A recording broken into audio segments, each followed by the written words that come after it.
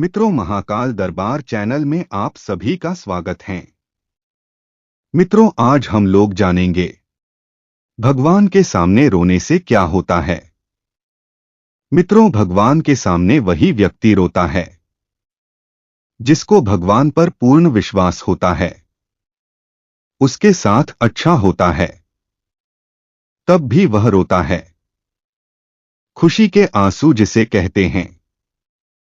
और यदि वह बहुत दुखी होता है तो भी वह रोता है। वह हर स्थिति में भगवान को याद करता है। वह व्यक्ति जानता है कि भगवान देर कर सकते हैं, पर एक दिन जरूर उसकी इच्छा को पूरी करेंगे। भगवान का जो रिश्ता होता है वह बहुत ही अटूट होता है, और जो व्यक्ति भगवान को अपना बना लेता है, जो व्यक्ति भगवान के साथ एक संबंध स्थापित कर लेता है, फिर भगवान उसे छोड़कर कहीं नहीं जाते हैं। भगवान भी अपने भक्ति के गुलाम होते हैं। इसलिए कहा गया है कि भक्त के वश में होते हैं भगवान। और जब भक्त भगवान के सामने रोता है तो एक विचित्र ही अनुभव होता है। तो मित्रों, आज की वीडियो में मैं आपको बताऊंगा कि जब कोई भक्त भगवान के सामने रोता है तो उसके ऊपर क्या प्रभाव पड़ता है, कैसे उसके जीवन पर फर्क पड़ता है, और क्या उसके जीवन की दिशा बदलती है।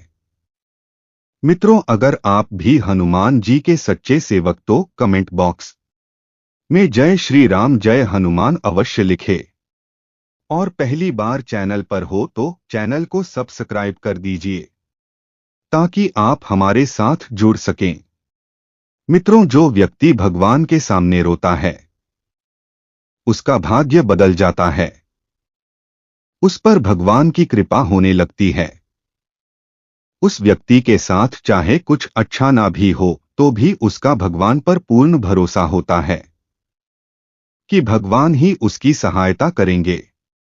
वह हर दुख में भगवान को याद करता है और सुख में भी भगवान को नहीं भूलता है। उस व्यक्ति का मन पवित्र होने लगता है और उसके अंदर आध्यात्म का विकास होने लगता है और उसका मन भगवान की भक्ति में लगने लगता है। जब कोई व्यक्ति भगवान के सामने जाता है तो अपना दुख वह भगवान को बताता है। हमारे मन की हर एक बात भगवान जरूर जानते हैं।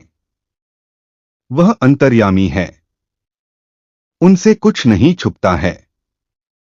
जब किसी व्यक्ति को भगवान के पास जाते ही रोना आता है तो उसे यदि मुसीबतों से जल्दी बाहर निकलना है तो उसे हनुमान चालीसा पढ़ना शुरू कर देना चाहिए। क्योंकि जब कोई दुखी व्यक्ति हनुमान चालीसा पढ़ता है तो हनुमान जी उसे सही राह दिखा देंगे। अगर कोई विधि पूर्वक हनुमान चालीसा पढ़ता है तो उसके जीवन में चमत्कार जरूर होता है।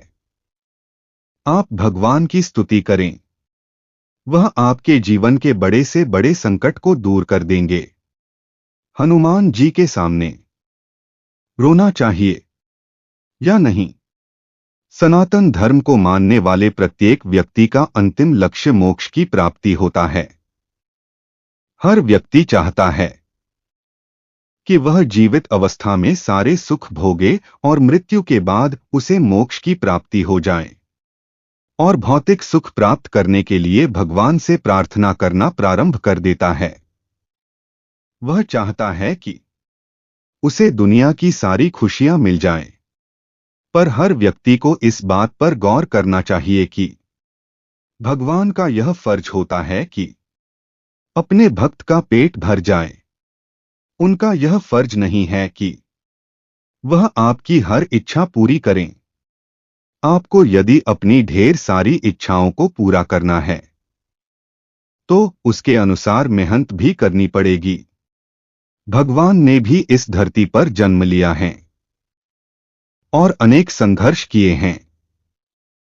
इसलिए सभी व्यक्तियों को किस तरह जीवन जीना है हनुमान जी ने लोगों को यह बता दिया कि जीवन को कैसे जीना चाहिए। इस धरती को मृत्यु लोक कहा जाता है।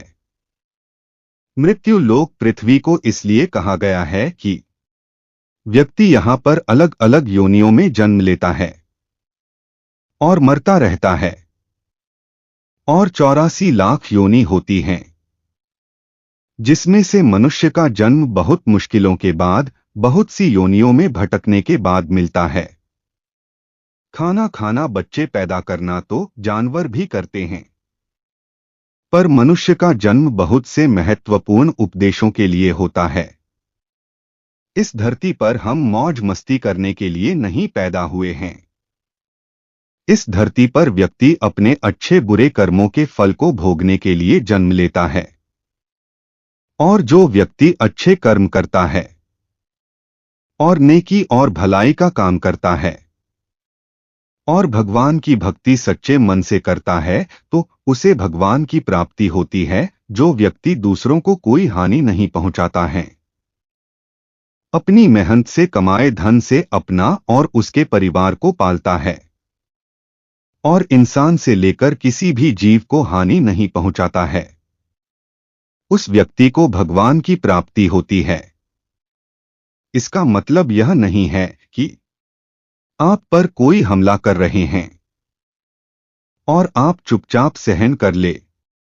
भगवान ने साथ ही साथ यह भी उपदेश दिया है कि आप पर यदि कोई अत्याचार कर रहा है तो उसके खिलाफ आपको आवाज उठानी चाहिए, अन्याय नहीं सहन करना चाहिए।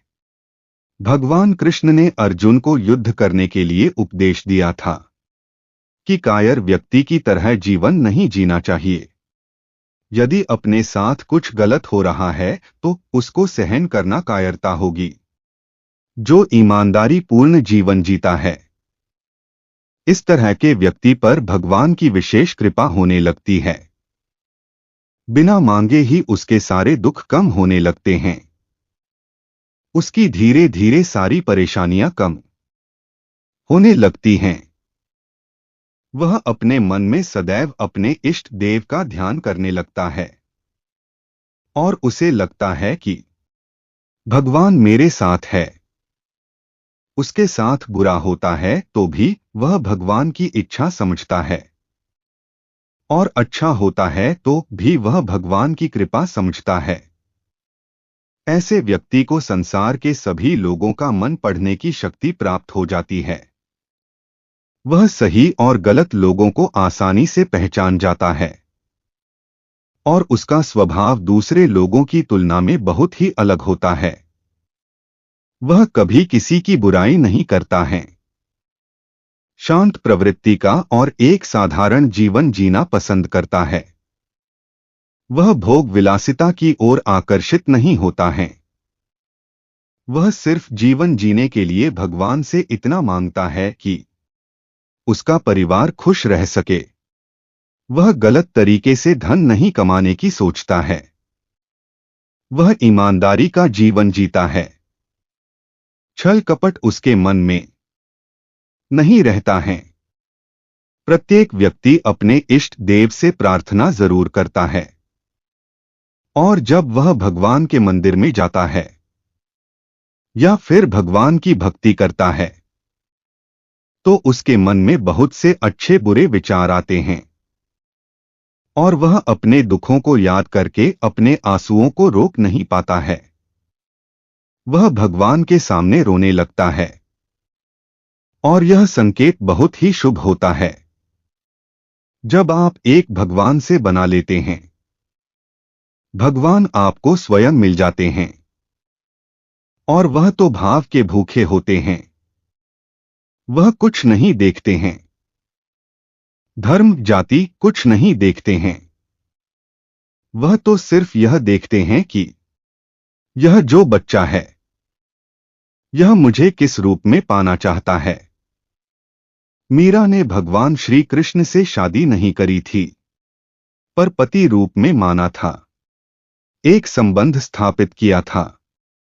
यह बहुत बड़ा उदाहरण है आपके सामने मीरा जी का। मित्रों, उनकी शादी राणा जी से हुई थी और उन्होंने उनके लिए जहर भिजवाया और मीरा जी वह जहर प्रभु के नैनों में देखते हुए आंखों में आंसू भरती हुई उसको पी गई थी और प्रभु ने ऐसी माया की, उन्होंने उसको अमृत बना दिया था, अमृत पान किया था। और आज मीरा जो है वह अमर है, प्रभु के चरणों में है।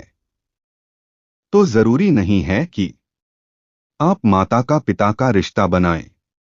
आप जो रिश्ता अच्छा लगता है वह रिश्ता आप उनसे बना सकते हैं। आप अपने दुख भगवान को बता रहे हैं, क्योंकि यदि आप अपने दुख दूसरे लोगों को बताएंगे तो वह आपकी सहायता करने के बदले में आपसे कुछ भी मांग सकता है और आपको उसका जिंदगी भर एहसान मानना पड़ सकता है। दुख के समय भगवान ही आपकी सहायता करने के लिए किसी न किसी रूप में आपकी मदद करते हैं। इसलिए भगवान को हमें हमारे दुख बताना चाहिए और भगवान के सामने आप रो भी सकते हैं, वह आपके दुख को समझेंगे, दूसरे लोगों की तरह आपका मजाक नहीं उड़ाएंगे। भगवान आपके दुखों को दूर करेंगे। आपके जीवन में कितनी भी बड़ी परेशानी आए, आप उसे भगवान को बताएं और सच्ची प्रार्थना करें तो आपको चमत्कारी फायदे होंगे। धार्मिक पुस्तकें पढ़ने से जो मन को एकाग्र शक्ति और शांति प्राप्त होगी, जो कभी आपने सोचा भी नहीं होगा। आपकी सारी चिंता समाप्त होने लगेगी और मानसिक तनाव दूर होगा।